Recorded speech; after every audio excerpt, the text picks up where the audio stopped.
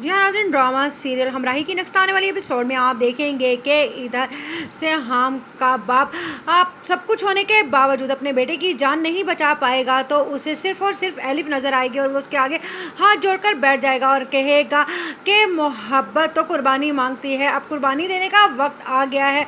जिस पर कहेगी एलिफ, क्या कह रहे हैं आप?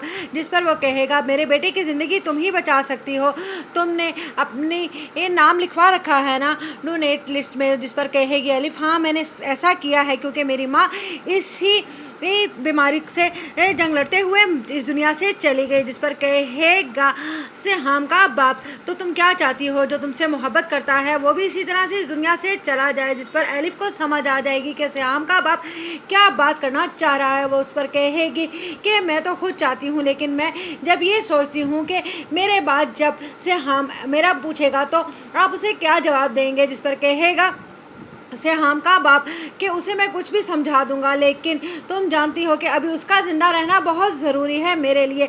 मैं सब कुछ होते हुए भी अपने बेटे की ज़िंदगी की भीख मांग रहा हूँ तुमसे, ये जानते हुए भी कि मैं उसकी ज़िंदगी तुम्हारी मौत से ख़रीद रहा हूँ। उधर आप देखेंगे कि औरंग कहता है एलिफ से कि कैसी हो तुम और अब कैसा है सिहाम। जिस पर कहेगी एलिफ, अब वो बिल्कुल ठीक है। जिस पर कहेगा औरंग, ये कैसे मौजज़ा हो गया, क्या किसी ने उससे हार्ट डोनेट करने की बात कर ली है? जिस पर वो कहेगी, हाँ बात क्या, बस दिन भी तय हो गया है।